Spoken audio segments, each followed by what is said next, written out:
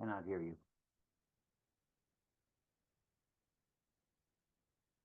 Hello, hello, hello. Good morning. Can you hear me? I can hear you. I can hear you. Hello. Neil Graffy right here. Oh, there we go. Try that again. Now, can I hear you? Can you hear me? Ah, yes, indeed. Yes, indeed. You're coming through loud and clear there, Robert. How about you, Brett Yes. Oh, and here. Neil? And Neil, Neil, testing 1, 2, 3. is this Neil Graffy? It is indeed. Neil, I saw you on the news last night.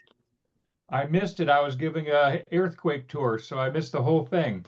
There was another earthquake? Wow. Yeah, that was just the line dancing in the 500 block that Can you turn on your video? let's see here. Go down to the bottom of the Zoom screen to the little camera. There should be a red line through it. If you click on it, it should just, there Here we you go. are. Excellent. I still need to get together with you with that very old Names of Streets little book. Oh, that's right. And guess who's coming in now? All right. So no jokes about shake and bake, okay? None of that. Or rocking. Hello, Richard. Hey, Elizabeth, how are you? Oh, okay, you can hear me. Good, okay. Well, I can hear you, but it doesn't sound as good as it did before. So double check your microphone setting. Okay, let's see.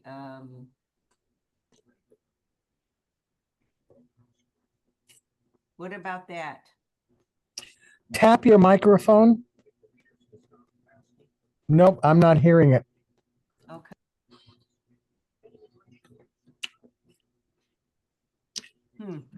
And since you can hear me, would like to see if we can't. Go ahead. Go ahead. Now, is that better? Oh my Lord! How did you get in the room? You're sounding great. You're sounding great. And what about that? And I've got it on Yeti now. Perfect. That Okay. is, you're on. You are on. How now, if you've already got people scheduled for Friday at 10 a.m., that's fine. We'll do that. But I want to know if we can move your program's recording time to Thursday. What I'm trying to do is eliminating my even having to come into this building and into this room that's currently at 78 degrees, a little bit on the uncomfortable side. Wow. So if that's something that we could talk about in terms of, again, your broadcast. So say that one more time, Richard. Your broadcast time is not changing, but the time that we would record the programs that would air at your broadcast time, I would like to see if we couldn't do that. Can we record what your time? program? Well, I'd like to try either a Tuesday or a Thursday afternoon, like 2:00 on a Tuesday or Thursday. Yeah. So if we could start that maybe next Thursday at 2 p.m. Okay, so that's going to be Thursday the 3rd. Correct. Okay. I've got a 1:30 appointment. It's going to last about till 3. Okay, we can go a So- little later. That's not a big deal.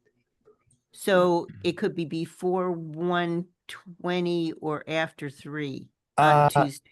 It would have to, on Thursday, this coming Thursday, anyway, or the 3rd, I should say. Yeah. We could do that, yes. And So- then if we could do it at 2:00 from that point forward or something like that. I'm doing the same thing with Garden Gossip. This way, I'm only in this building 2 days a week instead of 3. I got it. Okay. So I'm going to put us down for, let's see, I'm going to put us down, I think, for 12 noon on Thursday. No, I already have Garden. Well, I haven't locked in Garden Gossip. So if you want to do 12, Why don't we do on a regular 12:30 then? Well, no, 12 o'clock is fine. Okay. 12 o'clock is just fine. So do you want to do that on the 3rd and then and following? Yeah, if I can. I've got somebody already scheduled for the 4th, an interview for the 4th. Okay, So I'll be I here. can, No problem. No okay. problem. And Okay. so I don't want to scare anybody, but No, no, I'm no. gonna In I'm the gonna future. plug in It- my video. I had a reconstruct. I had cancer on my nose, and they did an operation a while ago, and it didn't take real well. I'll tell you what, we're about to start here. Stand by. Yeah. Don't you know each cloud contains And again, I'll put you down for 12 o'clock on the 3rd. Oh, no, no, no, no, no, no, no. Friday the 4th at 10. 3, 2, 1. You are live. Hello, hello, hello, Santa Barbara. It's your chantress of everything valuable and beautiful, Elizabeth Stewart. And I can't believe this show. This is such an interesting show because these are people that I have spoken to before, and they're all a bunch of geniuses. Neil Graffey is here, and Neil is an old friend of mine. I have to tell a funny story about Neil. So Neil bought a Japanese foldable 1920s, 1930s, no coward style bar from an estate sale. And he knew that I had done the appraisal for the sale. And he called me and he said, "What did I just buy? And how can I fix it up?" And so the background is that kind of material comes from an era where, I mean, it's during Prohibition. So you had a bar that looked like a piece of furniture that you could fold up. And when the friends came over that were copacetic, you could open it up and, the top would kind of cantilever out and then the tray would come out. And it was just a marvelous piece of furniture. And he lucked out and got it. And Neil, do you use it? Absolutely. And it is well stocked with the right types of liquor. Oh, and it's such a nice piece. It's always top shelf. We don't have any cheap stuff in there. Yeah, so then what I suggested to Neil was I have something similar. Mine is English, and it is definitely from England did not have prohibition the way we did, but they had kind of a clamp down, and that was truly the Noel Coward era where the cocktail hour was long dresses and white ties and tails. And I mean, I don't use it because I don't drink hard liquor at all, but I mean, it's such a pretty thing and it's such an interesting piece of social history. But anyway, Neil bears no introduction. He is our local historian.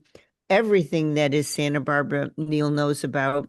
One of the first books I bought when I moved here, obviously his sister's book on how to Santa Barbara, that was number one. And number two was Neil's book on the street names of Santa Barbara. And so, Neil and I go way back, and I try to go to all the lectures I can by Neil. Not only is he erudite, but he's funny, and he presents history in such a way that's so accessible.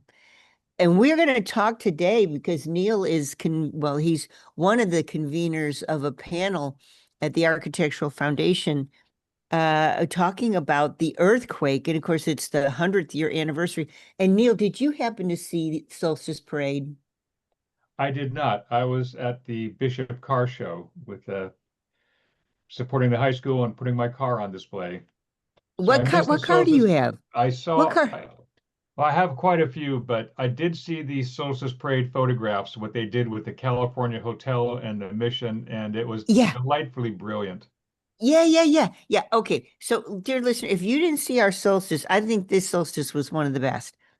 So they had, in honor of the 100th anniversary of the earthquake, it was quite amazing. So they had the mission, a facsimile of the mission, and a portly looking friar in a brown cassock leading the helm, and the entire mission must have been a good story tall. coming down State Street, followed by the California Hotel, followed by, I think it was was it the old courthouse? And it was splitting in half as the wheels turned underneath the float. So it would split in half and then it would come back together and split. What was that building, Neil? I know you didn't see it, but Huh.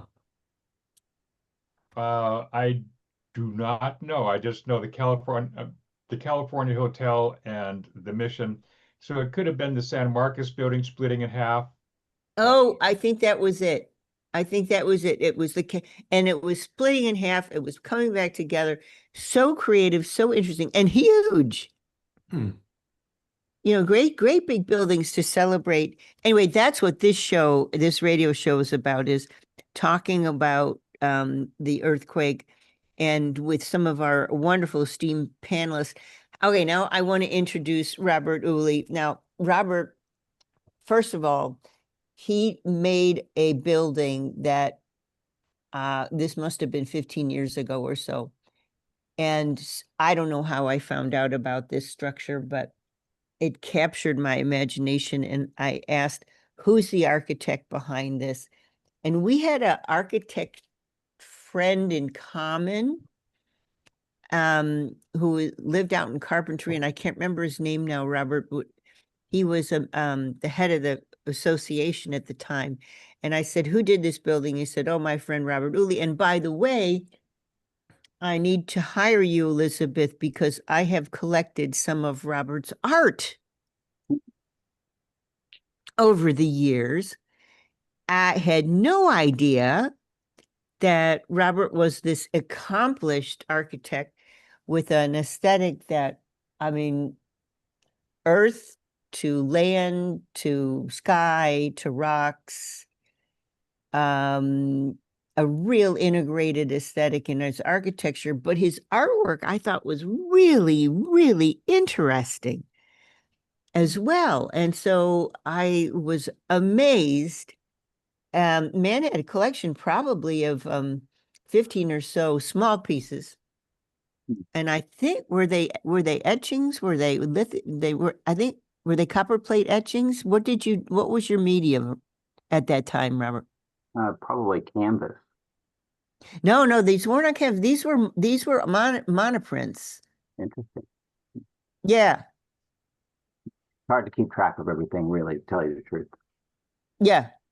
So, but at any rate, we have a what do you call a Renaissance man? So both an architect and a two-dimensional visual artist as well. Thank you. And I want to talk a little bit about why he's on the panel, and now I want to introduce my friend Brett Hodges. I also did his estate. I appraised his estate, which is incredible. Mhm. Brett is a collector of everything. Nothing is too strange. Nothing is too large. Nothing is too esoteric. Nothing is too diverse. I mean, I don't want to give too much away, but you know, you've got a Murano multicolored early Venetian brothel style chandelier over Western, specifically Californios objects. And it works.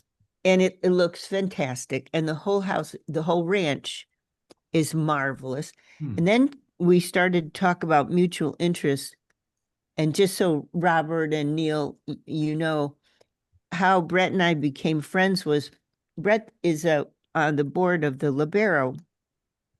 And he said, you know, Elizabeth, there's a room down there in the Libero. And we haven't opened it since the 40s or the 50s. And we know there's stuff in that room. And I wonder if once we opened it, if you'd come down and take a look at what was in that room. And this, I mean, this just made my forensic heart beat wildly. And so my photographer and the manager, the stage director, I think the stage manager was the one who had the most longevity. He'd been at the Libero, wasn't it, Brett, for like 40 years or so. Yeah, Todd And Jarrett, he's still there. Yeah, he he's is, man. hmm and he knew that there was something in there. And lo and behold, okay, so if you can picture this, we open the thing and there's Clegg lights, all the Clegg lights are hanging, and it's the ancient Clegg lights before the gels, and they're just hanging. It's in this little tiny narrow area. And on its side, do you guys know what a coffin grand looks like? So it's a square grand, and this is sans legs. It's just the case piece. Hmm. And it was up on its side, and I could see the keyboard, and I could kind of see the strings, and I could see with a casket grand, the soundboard is different because the keys are not stretched. Well, the keys are stretched horizontally. They're not stretched vertically. So the soundboard has to be large and on the top of the piece, at the top. Not the soundboard is usually on the bottom. The soundboard is pierced. It's a pierced board on the top. And that pierced board is generally the giveaway as to the maker. And I could see that, and I could see the strings, and it was so covered in dust, had no legs, had no maker's mark. Some of the keys were gone, but some of the keys sounded, and some of the strings, even though they were, completely out of tune, they sounded. And it set me off on a project to try to see where that came from, because of course the Libero was there before the second Libero was built in 26. And so the old Libero was there, and that room was there. And so, that room predated after the earthquake Libero. So we didn't know if that piano dated from before the earthquake or after the earthquake. And then Brett and I we were kindred spirits, and we started to dig and find out what was one of the first plays that was presented when the Libero was reopened in the Beggar on horseback. mid-20s. The Beggars on Horseback, Yeah. in which the main protagonist is a poor, down on his luck concert pianist. And I called a friend of mine who I'd known for years, who was the foremost expert in coffin grands.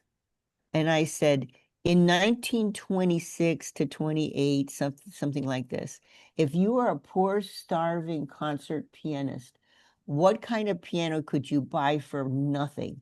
And he said, well, you could buy a coffin grand, because they were going out of style. The honky-tonk uprights were in style. Hmm.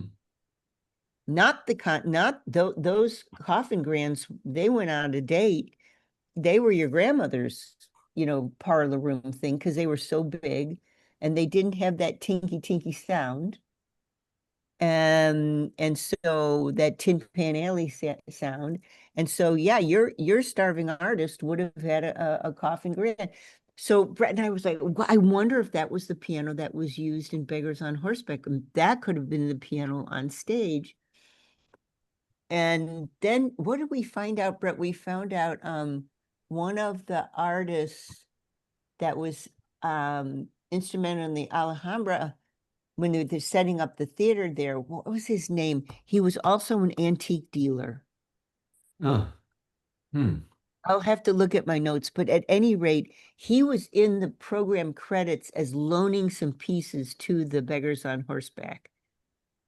And I was thinking, I wonder if he loaned that behemoth, which he didn't need in his shop, because his shop was where the old farmer's market used to be. Oh, forget. Oh, what was his name? Gosh. Was it Lewis? Yes. Hmm. And so I'm thinking, I wonder if he lent that concert grand or the coffin grand, and it just got stuck in that room. You couldn't get it out. It was wedged in between the Clegg legs. It was such a fascinating story. And so Brett and I, what if it was this? What if it was that? What if it could have been this? And then, of course, we have another whole chapter on finding 16th century halberds, 4 of them down in that room. Halberds, those great big, like the Swiss guards carry. That was in that room too. It was fascinating. So It was Brett and fun. I we go back to our mutual love of sleuthing, and you know, and mutual love of eclectic stuff. You know, the Golden Eagle. Where was that from? Brett did a whole beautiful. By the way, dear listener, if you're interested, when you go into the Libero and you see that Golden Eagle, Brett did a whole YouTube presentation on exactly where that eagle was from, how it was washed up on one of the islands. It's amazing piece of forensic history. And so anyway, that's how I know Brett. And so enough about that. That's my introduction of these 3 notable, extremely notable Santa Barbara folks. And I think, I don't know, Brett, could I start with you? Because uh, you're not exactly speaking, but you know what's going to happen at the presentation. And would you introduce the impetus of the presentation and what we can expect at the Libero at the presentation? Actually, I'm not really sure what's happening on Sunday at the Libero. I plan on going to the event on State Street on Saturday. And Neil, you must feel like you're the El Presidente of the fiesta, the number of events that you've been to over the year. Has it been fun, or have you reached sort of a limit here? It's getting close to the end. I have been doing, everybody waited for this week to do all the TV and radio interviews. And so it's just been all week long, John Palmentary, Lance Orozco, Beth Farnsworth, and another lady who I just forgot her name for KUIT did a brilliant piece on the earthquake. So everybody's done a great job of presentations. I just did a talk for the County Emergency Services as part of a panel that they had, and working with the Santa Barbara Historical Museum on their exhibit, which is absolutely phenomenal with the amount of stories and artifacts that are left from that earthquake to decide what goes into their display. They just, Dacia Harwood and Amelia Alicio did a phenomenal job of putting up a easy, fun to look at display. And the Historical Museum is free, the only museum in town that is free. So I always forget. I always tell people if you go to the front desk and mention my name, you'll get in for free. So they're I've done that and gotten one of your books for free. I guess maybe you didn't get a commission on that, but so it has been a exceptionally busy spring and coming in now to the last week. And then Robert has put together the grand finale of the earthquake with his lecture that's coming up at the Libero on Sunday. And Robert, you blew my mind because to sell 604 seats at the Libero is just top hat. I just am so blown away that you pulled that off. I thought that was a joke. I thought you were joking when you said that there's no seats available.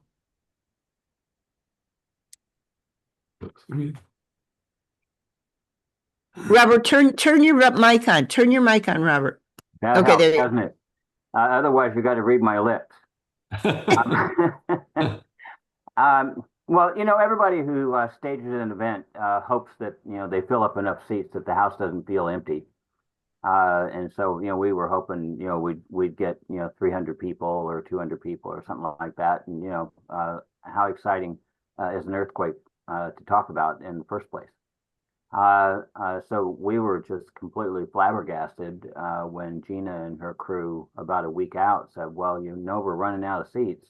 And I said, "Well, that's terrific. I guess now we have to deliver a great program."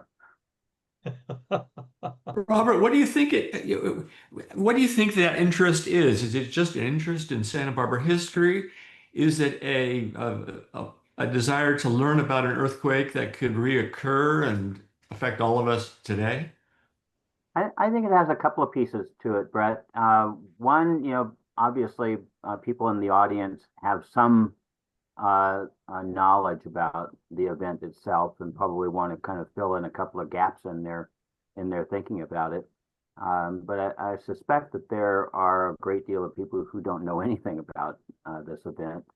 And I think our panelists are going to deliver quite a robust discussion about the bits that make up this event, and put it in context of what that means today. So I think it's a mix of interest. Not to have anybody worry, but one of the headlines in the 1925 newspapers in my collection, headline says, "This will be the last earthquake for 100 years." So I'm expecting June 29th. Booyah.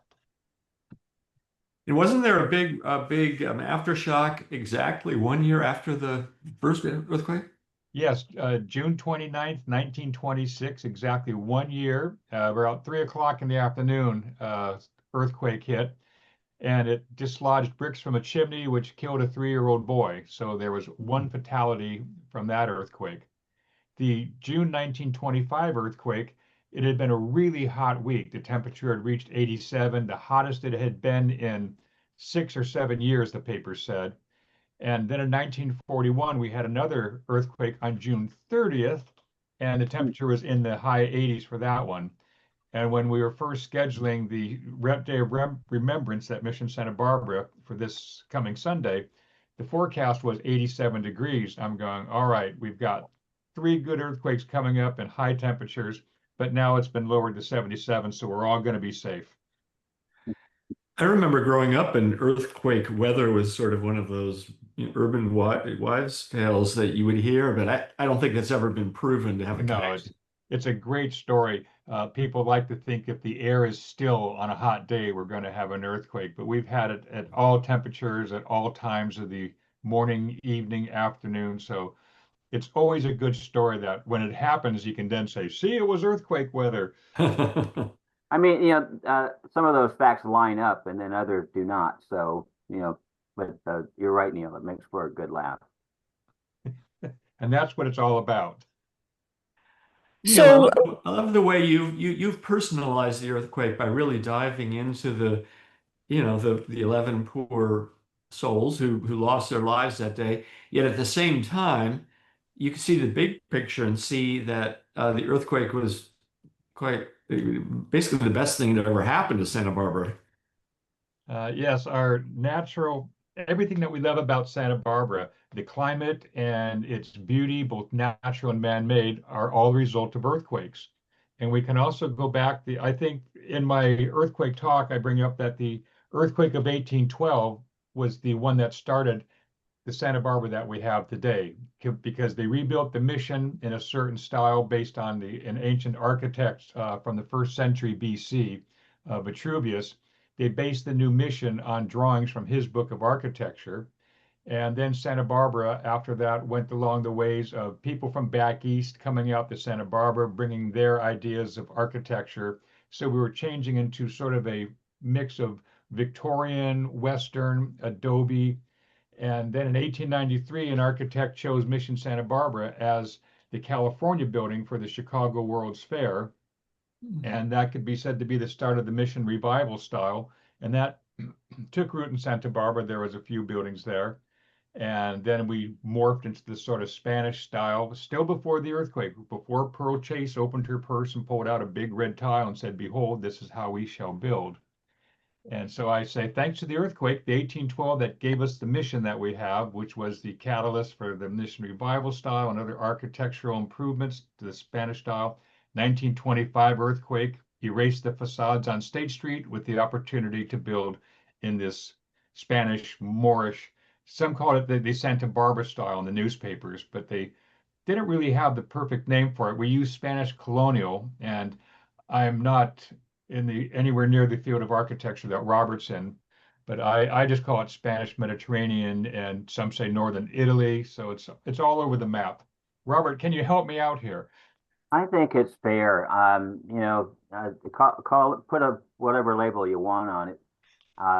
it's basically the idea of beautiful white Spanish walls and red tile and grills and wrought iron and the various details. It's not even consistent in Spain or southern France. So it's a architecture of evolution. It changes with its environment and changes with the current community who happens to be building whatever it is they're building. And so some have characterized what we see in Santa Barbara as an Americanized version of Spanish colonial revival. We put our own little twist on it. I got to say about the earthquake, you got to think, as Neil, as you were outlining, that the thought of changing the identity of the city had been around for a little while. Yes. By Hoffman and Chase and others. And from what I know about Pearl Chase, when she picked up the phone and called you, you answered the phone, and you, or whatever it was she asked you, you said yes, and when do you need it? I kind of got to think that, maybe she called the man upstairs and said, you know what, I need to move this aesthetic along a little bit, and I'm going to need some help. So is there something you can do, to advance, this thing? And Richard's giving us a sign we have to go to quick break, but I want to say I had on the show a couple of weeks ago Sherry Ray talking about her involvement with Pearl Chase in her book The String of Pearls, and then I had Betsy Green on talking about Bernard Hoffman and his input and the kind of infighting that was going on regarding the how the city was going to end up looking. And I found it really interesting. So, Robert, so my master's degree from USC is in architectural history. And I thought the revival period was the most fascinating period in all of American architectural history. And we caught the bug a little later because, of course, we were on this coast, but it was a sort of a funny reaction in a way, or odd reaction in a way. The way I can think of it is, you had Goodhue, Bernard Goodhue is doing sort of Iberian-esque kind of stuff in San Diego and even as far as the East Coast. And then what the whole revival thing is, because I'm an appraiser, I look at furniture. So I'm looking at that period, 1880s, we're starting French revival, Egyptian revival, Italian Renaissance revival, Tudor revival, Jacobean revival, then all the mixes of that. If you've ever been to Hearst Castle, you're like, okay, what is this exactly, this piece of furniture? And it's everything. Plus now we've got a few things Victoriana thrown in, a couple of putty heads, this sort of thing. Well, what is it exactly? What's the philosophy behind, instead of looking, even Ruskin and Pugin, what's the idea? What's the philosophy in this backwards look that, you were saying Pearl was praying to the supreme being, saying, I want to go back to a certain look. And so therefore I need your help. I think it's sort of like, let's go back to the romanticism of the past because the future is kind of darn scary. And I looked at when Sherry was showing me pictures of Bernard and Hoffman and his wife, there they are from Stockbridge, Massachusetts. There they are in vaquero outfits. I'm thinking, what was the impetus behind these colonial doyens, being, romanticizing back? And I want to hear you talk a little bit about that impetus of the backwards look in the era that was very forward looking. Think about Bauhaus, etc. when we get back from the break. That's what Richard's doing with those hand signals. He's saying we got to go to quick break. Okay, so I know you got to get used to it. And so anyway, I am here. We were talking about this incredible symposium that is sold out June 29th. It's a symposium brought to us by the American Institute of Architects of Santa Barbara at the Libero. The title is Santa Barbara Earthquake 1925, Then and Now. It explores the historical, architectural, and cultural impacts of the earthquake. Obviously, it's moderated by our own Robert Uli and a panel of experts. I have one of them, my dear favorite, Neil Graffey, is here. And the head of the Libero board is here, Brett Hodges, talking about what the earthquake brought to Santa Barbara and the legacy now. And the scary part that Neil just brought up was all the papers said this is a 1 in 100-year event. Well, guess what? It's 100 years. Don't turn that dial back in a minute. All right, you are clear. So I said to you guys, I didn't want to scare you, but I had the this. So they took fat from my leg, and they redid this part of my face, and it's just now starting to heal up, and it's kind of a miracle actually, because it's my nose again. It didn't look like my nose for a while. Wow. And it wasn't very much fun, but I have, yeah. I need you to you're sounding great, except you're over modulating because you're too close to your microphone. Okay. Into it. Otherwise you're sounding fantastic. Okay. So, but I think that by the next time you guys see me, I think I'll be back to my former self. I had a incredible plastic surgeon that, it was just quite an experience. Hmm. I had mouth surgery 2 weeks ago, and my tongue is still trying to figure out what it's supposed to be doing. Huh. But I think a lot of people thought that maybe as part of the procedure there would be some wire involved. But we avoided having my mouth wired shut. Oh, wow. But otherwise, so I'm a little bit of tongue tied. Huh. I think you sound great. Yeah. Yeah, it's kind of a miracle, really, isn't it? I mean, if this would have happened to me, 50 years ago, forget about it, That medical science is amazing. Yeah. Yeah. So anyway, that's why this face looks this way. Elizabeth Stewart. By the way, Brett, happy birthday. Oh, thank you very much. Yeah. 70 is sort of interesting milestone to reach. Let's see. You're only 70? Mike, Yeah. you have a lot to learn, young man. Oh, I thought you were only 6. Yeah, I didn't know you'd reached that number yet. Yeah. So Brett, it's your birthday today, or? Oh, it was yesterday, actually. Yeah. Yesterday? Mine's on Sunday. Okay. Well, congratulations. And we're all cancers, I guess. Yeah. It makes it easy for me to remember the date of the earthquake because it's my birthday, although I'm not 100. Oh, that's perfect. Yes. That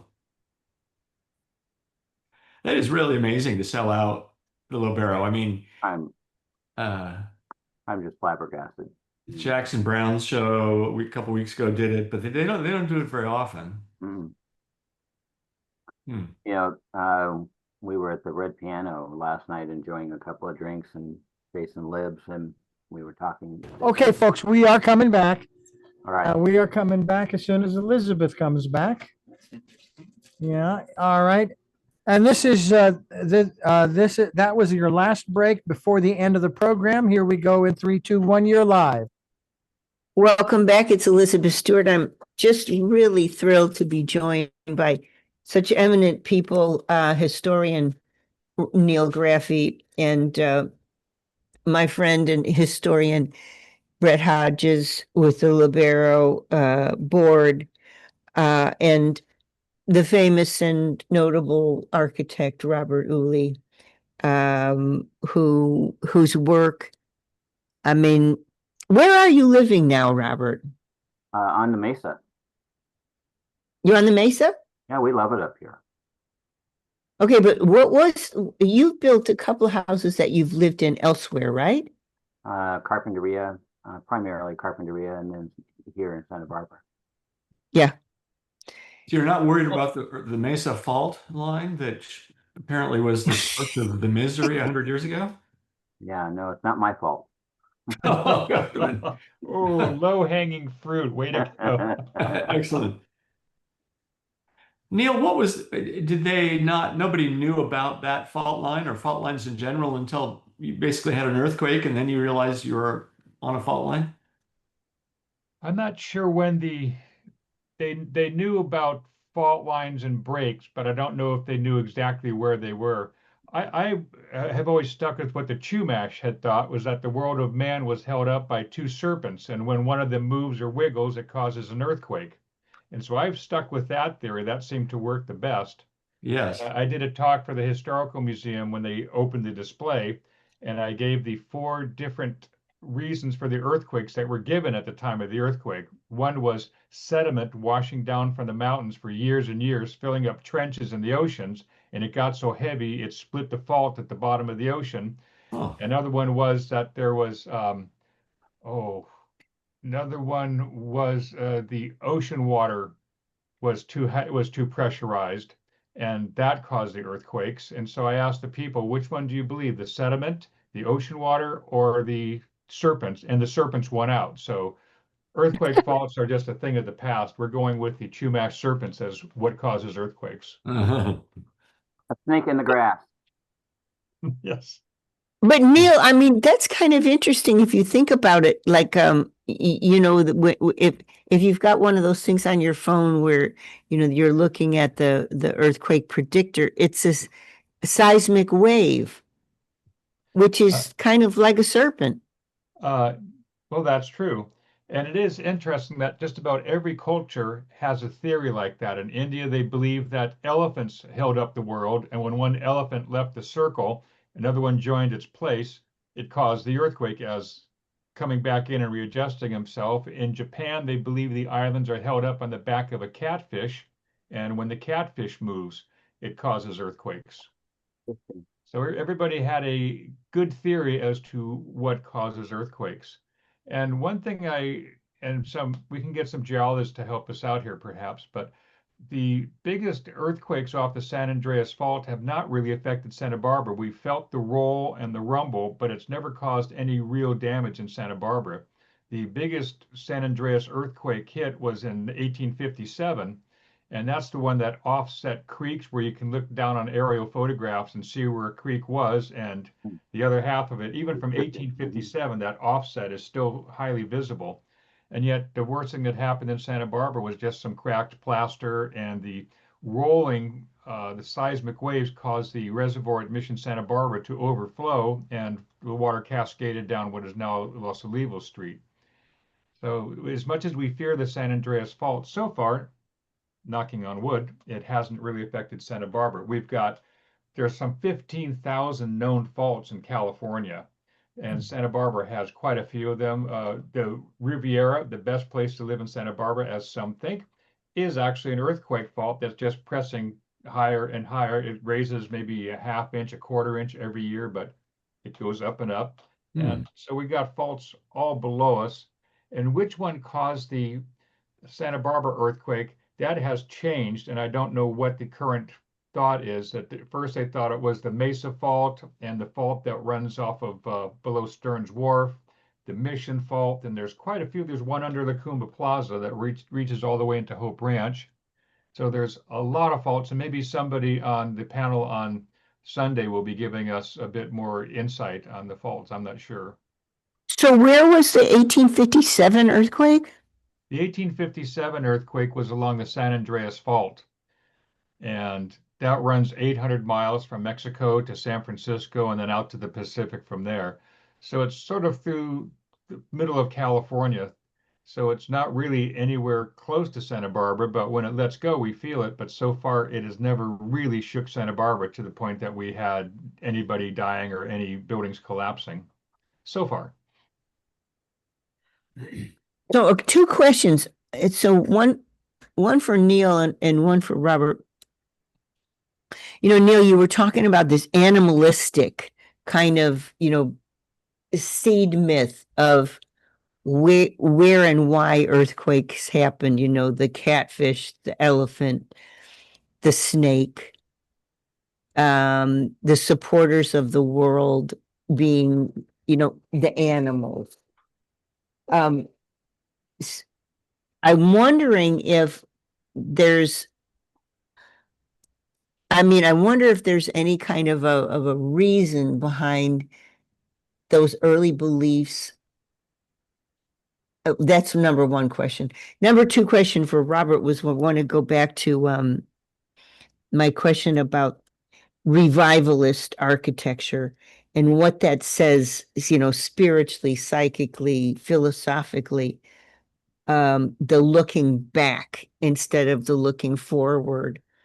And then I also want to talk to Robert a question about the early use of concrete and how that might have. Here we are in an architectural state of mind that looks back, and yet we're doing some incredible work with concrete construction at the same time. So I don't know, Neil, maybe talk about this animalistic concept, and then I'd love for Robert to talk about the use of concrete in the rebuild. Well, the animalistic idea, I think it's just you have earthquakes, how do you explain them? And so you come to the things that are most likely on hand that you see wiggle or jiggle or move, and something that has to support the world. And it just seems a natural phenomenon. Even in Siberia, they believe that there were woolly mammoths that were moving around underground, and when they moved, the earth shook. Another culture believed that the world was carried on us by sled dogs, and when they stopped to scratch fleas, the earth shook. Oh, And that's a so good I one. think that people just took the things they had around them and enlarged them to be able to carry it on the backs of the earth. So whether it be turtles or elephants, catfish, it was something that was familiar to the people and made sense that if it moved, it would shake the world. Here in America, along the mighty Potomac River, we have two tribes separated by a very narrow aisle. One of them believes if the other side raises taxes, the earth will tilt and we'll all die. And the other one believes if the other side raises taxes, the world will come to an end. So, they just work with what they know. I'd say Same that's deal. I'd say that's probably pretty similar to, what inspired the various revival styles. And reaching back to history and, getting some inspiration or motivation for current day design out of that, reaching back. Largely, I think, just as Neil outlined for earthquake metaphorism, same thing with architecture. But in this case, I think in Santa Barbara's case, the seeds of a style were already here, and the fledgling plants that were left from those early cultivations were being eroded and lost. So, the adobes, and that very kind of, adobes are a very romantic style of building, rough and rural and easy to be around, not really refined. You get nice bumpy walls and, kind of rough details and handmade tiles, and it all feels really homely and very comfortable. And so I think that's kind of what was motivating um, uh, early civic leaders to want to kind of get back to that. Before we lost it, let's get back to it.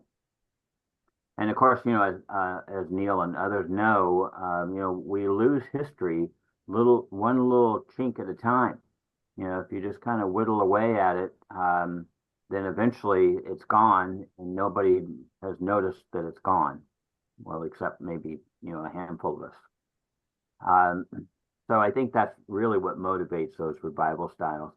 And if it's Greek revival or you fill in the blank revival, it's motivated by the local community and what vision or what statement they wanted to give to the world about their town. And so since Santa Barbara is really, rooted in the Spanish tradition, early Mexican traditions, and I suppose to some degree, the Chumash traditions, because they were building in adobe construction, they were building these kind of rough, very pedestrian level buildings. And so it all kind of melds together. And then in the 20th century, the current architects just kind of took all of those ingredients and made a nice little dinner out of it and served it up, and it tasted good and looked good, and we all became happy with it. And we're carrying that on now. Going forward, the challenge is how do you allow traditional kind of revivalism that we're talking about? How do you allow that to have room for more modern expressions of the style? And I would say, it's a pendulum. You can go to the far extreme and get it really simple and really clean, like 4 materials on your building, and that's it. All the way to the other extreme where you've got 94 different colors of tile and 14 different wrought iron details, and a bump and a curve and a bend and a stretch and whatever. And you're trying to fine tune where that nice spot is, which is the purpose of the HLC, is to help kind of moderate that dial, if you will. And then your other question was about concrete. Well, I don't know how far you want to go back. I mean, the Chinese, figured out concrete, thousands of years ago. And then the Romans picked it up and they did some cool stuff with it. And then in the modern world, we found it as a material that had the ability to carry a great deal of weight. It is lousy as a material for any kind of stretching or bending. It just does not like to be bent. You can stack whatever you want on it under compression, but it doesn't like to bend. So in earthquakes, concrete doesn't like it. So you put steel in it, and the steel is the rubber band inside the concrete that allows the concrete to bend a little bit and kind of give and take. Oh. Concrete is an amazing material, and we continue to build with it. The courthouse is done with it. The Granada is done with it. The Libero is done with it. It's a great material. So just one more shout out, because Richard's saying we got to close for the hour. Unfortunately, there's no more tickets, but will the session be pre-record? Will it be recorded at all? It will be recorded and turned into a podcast and posted on the AIASantaBarbara.com. Okay, that's good to know. So if you miss it, you go to the American Institute of Architects.com and you can hear the talk. Thank you, Robert. Thank you, Brett. Thank you, Neil. I appreciate so much you being with us today. Bye. Thank you. Thanks. All right, everybody is clear now. All right, to the green room for drinks. I wish. That's right. That'll be at your house. Yeah. Well, thank you, Elizabeth. Well, thank you guys. Thank you. And I obviously I waited too long to get a ticket. Well, do you want one? I think I can probably scratch one out or give you a pass and you can sit on the stage. Sit on the stage? Yeah. There's Go a, for it, Elizabeth. Go for it. there's a chair backstage if you want to sit on the stage and listen. I would love it. All right, I'll get you a pass. Just show up at the box office. Wow, that's a VIP treatment. That's fantastic. Yes. I'd So like a ticket, but I want to sit in the rafters. So I'd so like I to sit in just the rafters too. so I'm just Robert, kidding. what's your phone so I could text you? 805 Uh-huh. 452 Uh-huh. 9132.